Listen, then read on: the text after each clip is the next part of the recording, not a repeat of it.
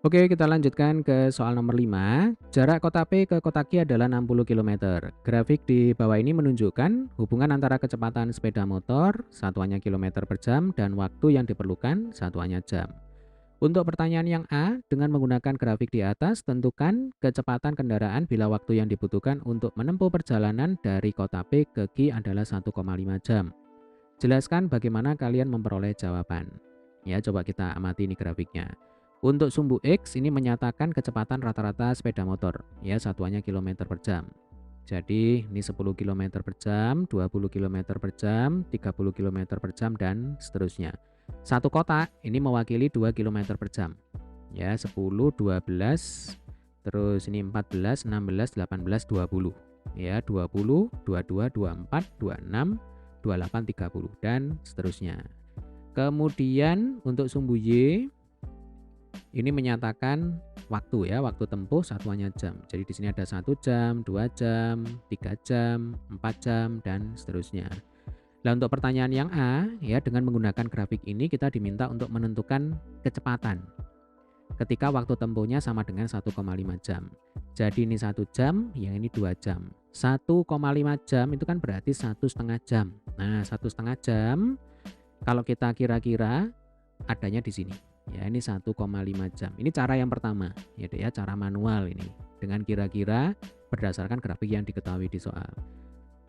Langkah selanjutnya ini tinggal kita tarik garis putus-putus, ya, sampai berpotongan dengan grafik. Nah, kira-kira sampai sini ya. Oke. Kemudian ini tinggal kita tarik garis ke bawah. Nah, kemudian kita cek ini menunjukkan angka berapa. Ini kan 40, ya. Artinya 1,5 jam untuk waktu tempuh itu setara dengan kecepatan 40 kilometer per jam. Nah, ini jawabannya. 40 kilometer per jam. Cara seperti ini berisiko tidak akurat. Ya, deh ya, karena sekali lagi ini kita hanya kira-kira. Nah, ada cara yang kedua, ini yang jauh lebih akurat. Kita menggunakan pendekatan secara fisika.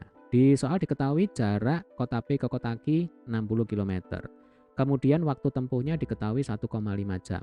Kalau di fisika kita tahu bahwa yang namanya jarak tempuh, ya, simbolnya adalah S, rumusnya adalah kecepatan dikalikan dengan waktu.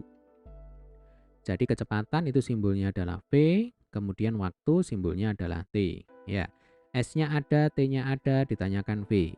Maka kalau S sama dengan V kali T, V ya sama dengan S per T. Ya, S-nya sama dengan 60, T-nya 1,5 jam. Nah, 1,5 jam ini biar gampang kita jadikan aja pecahan. Ya, 1,5 itu kan sama dengan 3/2.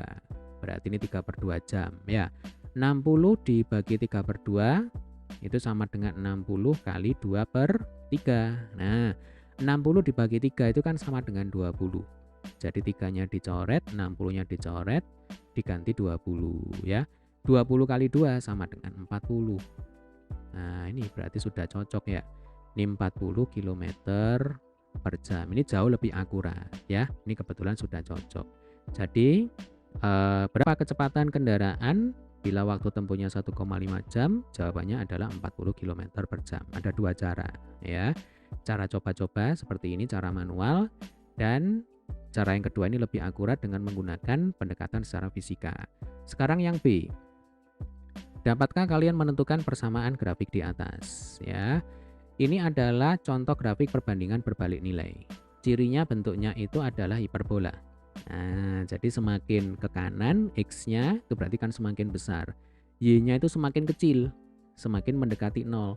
Semakin X-nya itu ke kiri, berarti semakin kecil X, Y-nya itu sebaliknya, semakin mendekati tak hingga, semakin besar. Ya, itu adalah ciri grafik perbandingan berbalik nilai, ya. Maka nanti bentuk umum persamaan perbandingan berbalik nilai itu adalah Y sama dengan K per X, ya. K di sini adalah konstanta. Untuk mendapatkan K berarti ini dikali silang, ya. Jadi K itu sama dengan Y kali X atau X kali Y. Lah X dan Y ini kita peroleh dari grafik, ya. Kita ambil salah satu titik saja ya. Ini yang paling gampang berarti yang ini. Nah, ini yang kelihatan. Ini kan 5, ya kan? Kita tarik garis berpotongan dengan grafik, kemudian ini kita tarik garis ke bawah, ya. Nah, ini menunjukkan angka berapa coba?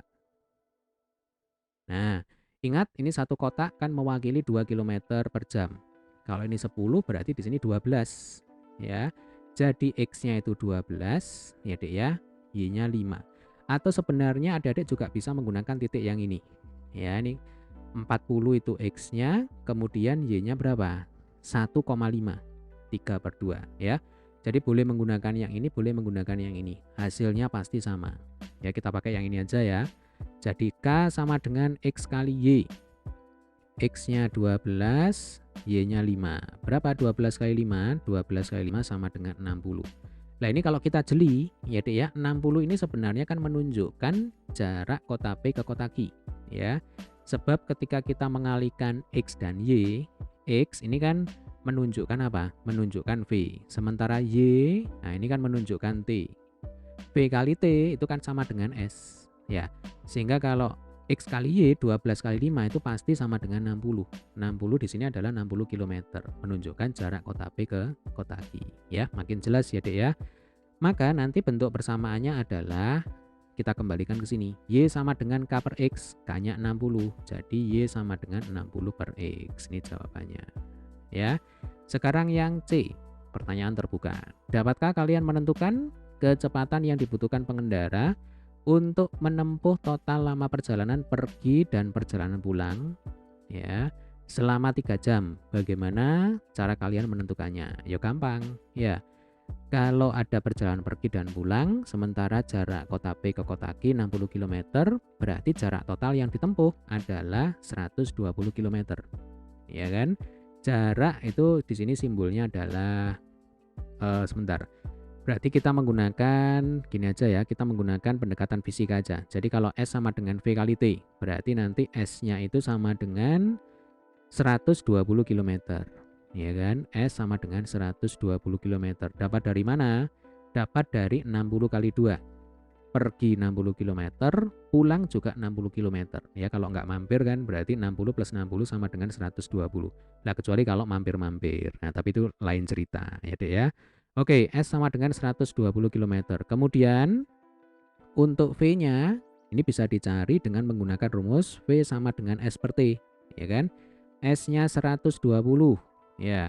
Kemudian T-nya 3. Nah, berarti 120 dibagi 3 sama dengan berapa?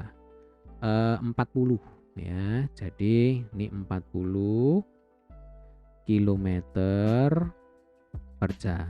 Ya, ini jawabannya. Ya.